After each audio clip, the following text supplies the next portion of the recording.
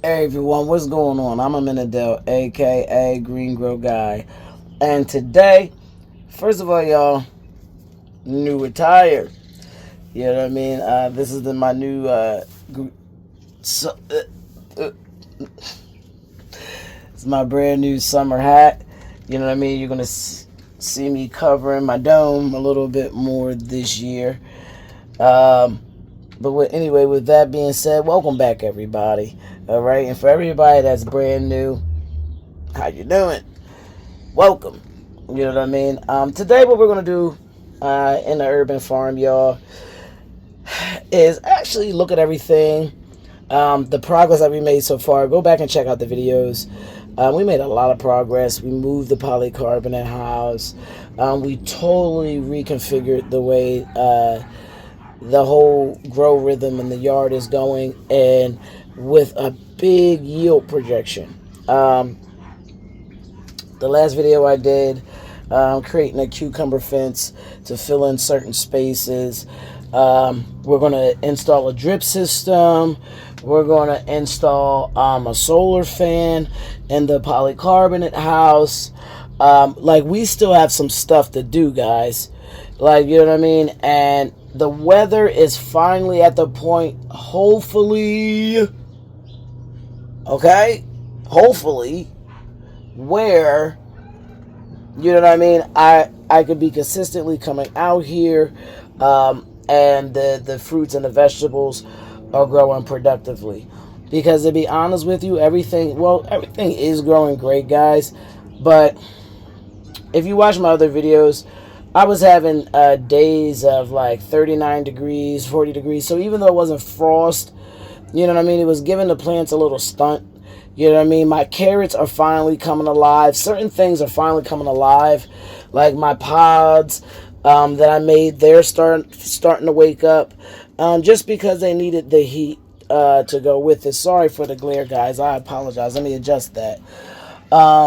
Mainly because they needed not only the nutrients, the soil, and all, they needed the temperatures to stay a little more consistent on the warm side.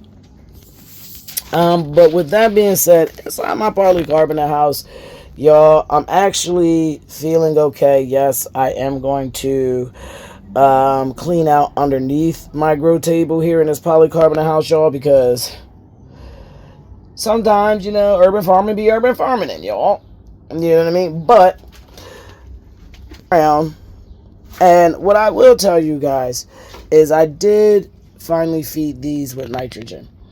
Okay, now I don't recommend feeding carrots with nitrogen right out the bat, even though you want that nice leafy foliage.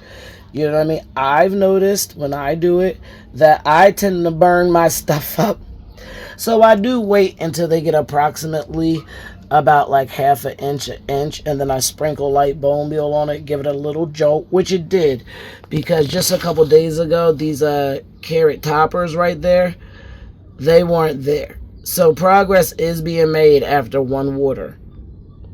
Get in there so you guys can see it. Yeah, you guys see the little head right there? This is all new. This part of the carrot is new, and that happened in about, like, honestly, like a day and a half after it got fed. So I'm actually really happy about that. I'm about to potassium these potatoes. They look amazing. Now, guys, I'm not going to lie to you. I am neem oiling it down. Okay? Because if anybody grows potatoes, you know, once they get bugs, baby, everything gets bugs. So I do neem oil these down. So that is maybe like, you know, if you see a little bit of residue, that's what that is. The morning neem oil drying on here. I don't really worry about pollinators and gosh, this glare, y'all, pollinators and things like that inside the polycarbonate house, because I consciously planted more leafy green inside that needs more of a greenhouse effect, that doesn't necessarily need pollinators to grow. So I could come in here early morning or wherever I see fit, spray this neem oil down, not push away any bugs that I want to stay, you know what I mean, but push away everything I don't want to stay, you know what I mean. So these are important keys of success. You know what I'm saying? So that you can just grow the maximum yield, y'all, and be successful. You know what I mean? And think about these things. When you're doing it, what things require flowers? What things are best if we companion plant? What things need more ventilation? These are all factors that are outside of the parameters of, what soil am I using? How am I watering? How am I fertilizing? So there is a lot to understand. You know what I mean? But there is a general, plateau. So now, guys, we're going to get into these sweet peas. Now that y'all done seen them potatoes, guys, they look so beautiful. Let's go back to them for a second. Look how beautiful they look. And this is how you know they're doing good on the bottom, because you're judging it by the top. Look at the health on the leaves. It got the little fur on. Yes, everything is no infection, no disease. So here are my sweet peas, y'all. And I'm going to be honest with you. I'm very happy with what's going on right now, especially with the climate. Now, the fluctuation, I have 2 pots. There's one right here. Let me zoom out for y'all so y'all could see it a little better. I got 2 pots here. All right. With 1, 2, 3. I have 5. Now, I planted 6. 5 came up. So, I can't be mad at that. I'm not mad at that. But cold weather did help sweet peas. Help these sweet peas, okay? They look great. And I'm going to be honest with you. This is probably the best that they have come up. They didn't come up this good last year. I can tell you that. I was like, why are y'all being all wilted and crazy? Because they're very heat sensitive. So as soon as this polycarbonate house gets too hot, I really am going to take it out. So because of the fact that we have been getting cooler weather, it has actually been helping them. Because what will happen is once, if they get too hot, the bottom gets like nasty. And then the plant begins to progressively die.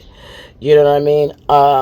I do grow them along with, I'm going to back that up for a second, guys.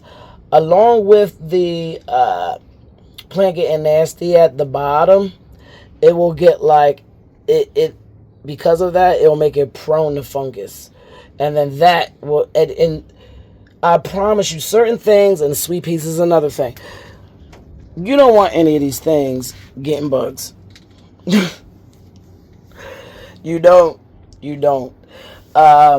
Because it just doesn't, especially in an enclosed area where you can't like treat it like in an open area, maybe move things. If something gets affected in my polycarbonate house, guys, low key, I'm in a little bit of trouble. You know what I mean? Because I'm not going to be moving out like this 400-pound grow bed, with the dirt and everything in it. I just got to spray it down, and that's why I'm staying on top of it. Having a good water regimen, make sure it's draining properly, fights the fungus, keeps the bugs off, everything. You know what I mean? So it's this really smooth process. And I know sometimes that it might seem tedious, or when you're a beginner grower, you know what I mean, you have to get in the flow of it. But once you do, guys, it's really, really, really, really, really beneficial. Now, I'm going to turn around over here, and we're going to talk about this first. These are my broccolis that popped up. Now, I am happy about this. I'm happy about this. You know what I mean? These are only like 2 weeks old. These little broccolis. That one's bolting a little bit. But for the most part, as you can see, I'll give you a nice angle. They're nice. They're tight to the ground like I want them to be initially. I am going to put some mulch around down here today to help with the drainage and things like that. And you don't want that like... Sorry, y'all.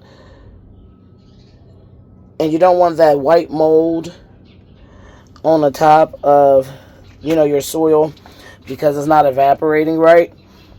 So I am going to cover this today, these broccolis, with some mulch. And that's also going to keep it tight to the soil. You know what I mean? The only one that I have that's kind of bolted is this one, and it's still not even bad. It's actually great. So, you know, I'm actually really happy with this, guys, overall. And everything, I got everything, I think, except this one. And this is a little tiny right here. But I'm not going to count it out because it's not dead. But this one, I don't know. We're going to leave it in there because broccoli, it'll grow back, peel down, grow back. So I'm just letting it keep going right now. I'm going to mulch around to everything and see what's going on. But why I came over here, y'all, is for this romaine you see. Now, I know you see one head. I know you see two heads. That's the trash romaine, y'all.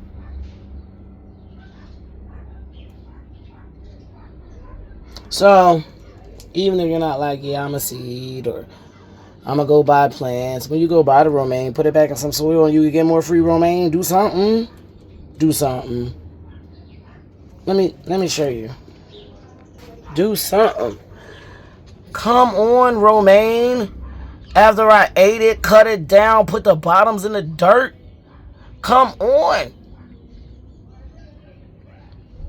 Come on, other piece romaine.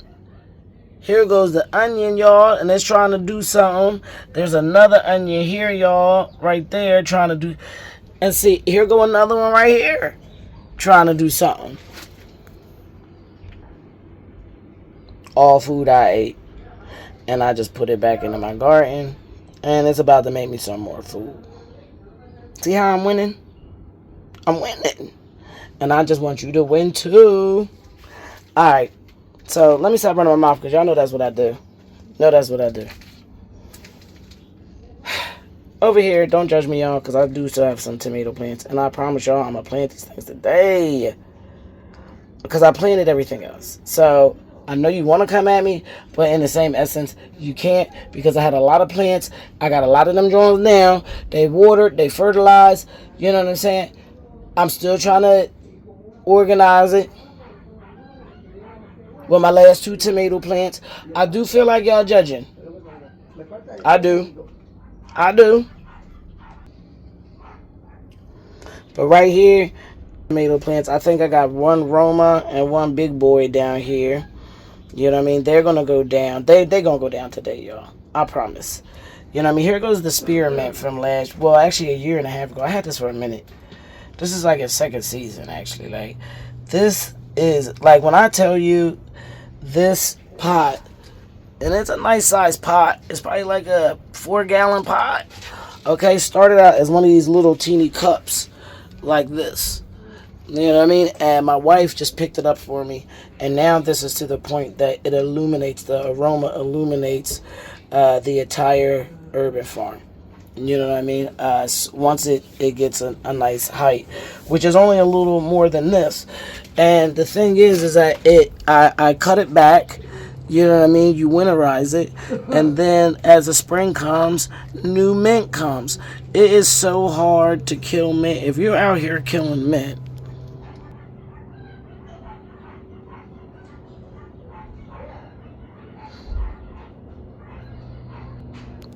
because you shouldn't be out here killing it. And I'm going to tell you guys, just doing this with my fingers and brushing it across, it's releasing the smell already. Like, oh my gosh.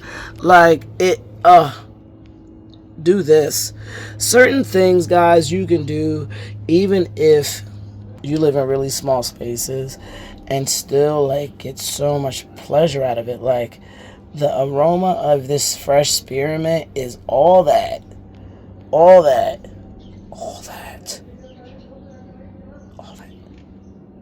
Like,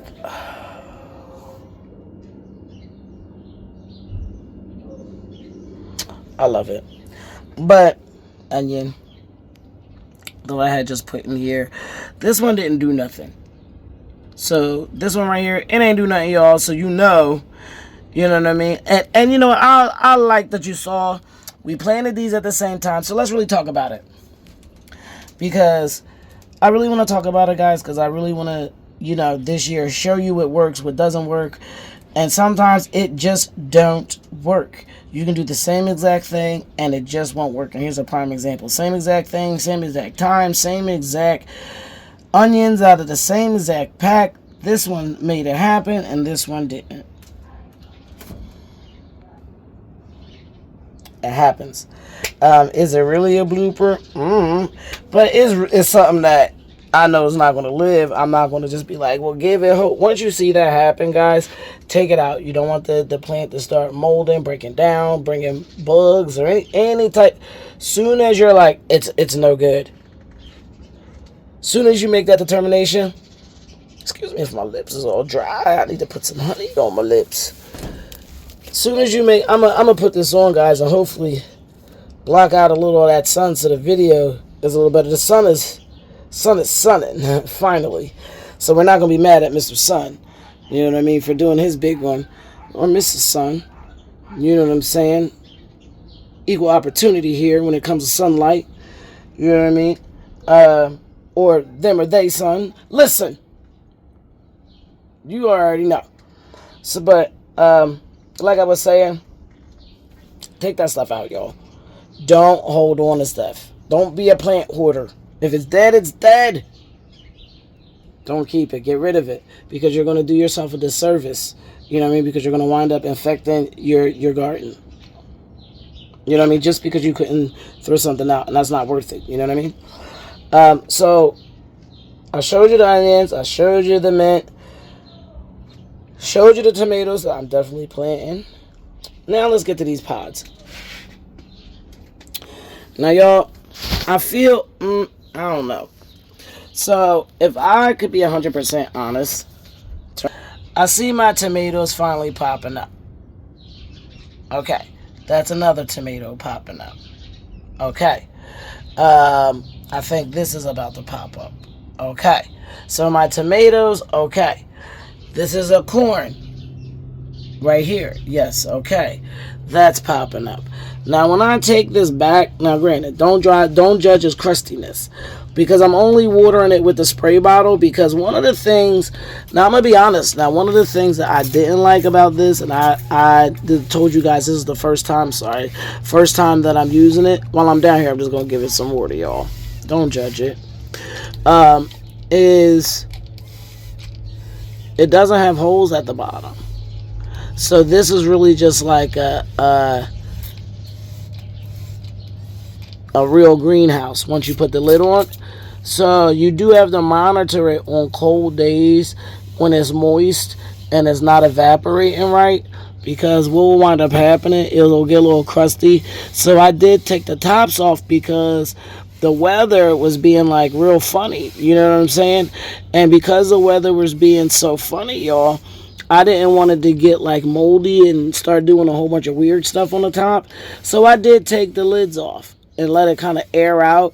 But this is the only way that I've been watering it, is with a spray bottle, because there's no drainage at the bottom, and I just want to have that mist going, not necessarily have it drenched in the water just sitting in there. You know what I mean? Because that's going to wind up making everything moldy.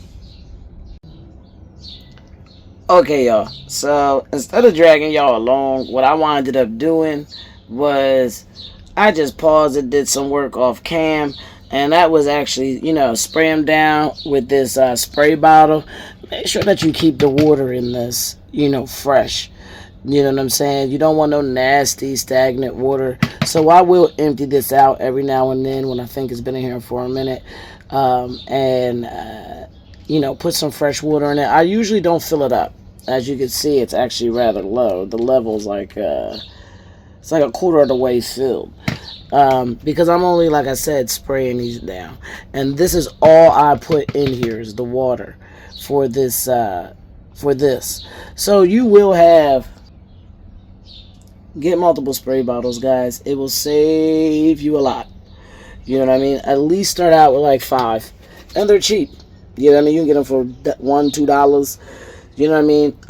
I recommend, for certain things, get certain ones. Now, do you have to spend $2 and get a Home Depot one just to use? No, you can go to a variety store and get that. But for the pesticides and stuff like that, or the neem oils, I would get something at least to the like Home Depot level or higher. My actual neem oil spray bottle I showed you guys earlier, it's actually a commercial chemical bottle, because I don't want no leakage, and you know what I mean. The measurements and it just works better. It's not malfunctioning because it's cheap. You know, those bottles I'll spend a couple dollars on because I'll have them forever. As long as you take care of them and make sure they're upright, they're closed, you're not knocking them all around, you'll have them. So it's worth the money. All right, so y'all right here, these are sticks off of a blueberry bush that I got from Home Depot. A storm came, these broke off. But y'all already know how I get down with the blueberry bushes. So I got a styrofoam cup, guys, right? And I stripped down some of the green and I stuck it right in there. Right in the water, it's sitting. I know y'all can't see it right now, but there are little teeny tiny baby roots beginning to sprout out. There really is. And I like it to get a little moist and soft like this. People be like, no, you ain't gotta do that. I did it, and guess what? My blueberry bush is blueberrying. So I'm gonna continue doing it like this. You know what I'm saying? So it has a little bit of life or growth or something going on in the bottom before I set it down. Now, but one of the things I want to show y'all is this is something that you can do and keep it forever. Only thing I do is poke holes in the side of it and fill up the cup like a quarter of the way and just literally stick whatever I'm trying to propagate down into the water. Because a lot of times what the problem is as the roots grow and things like that, some of the plant becomes more submerged in what you want. But if you get something like a little styrofoam cup and just stick, stems in it, you should be okay. I've been okay. And it's cheap. I have it forever. I'm just not stepping on it and crushing it. You know what I mean? So that it works for me. Alright, guys. So as of right now, inside my polycarbonate house, this happens a little slower at 44. But for right now, inside my polycarbonate house, guys, that's exactly what's going on. Everything is looking great, and everything is growing up to speed. I am going to throw some mulch down in these beds to get it covered up to help with the moisture and the evaporation. I already sprayed everything down with neem oil, like I told you guys earlier. I'm going to straighten up under this grow bed that I have, my upright grow bed, just to be better organized, and I might want to put something under there just to like propagate or something, just make more space. But other than that, guys, I want to thank everybody for watching. Definitely see you next time.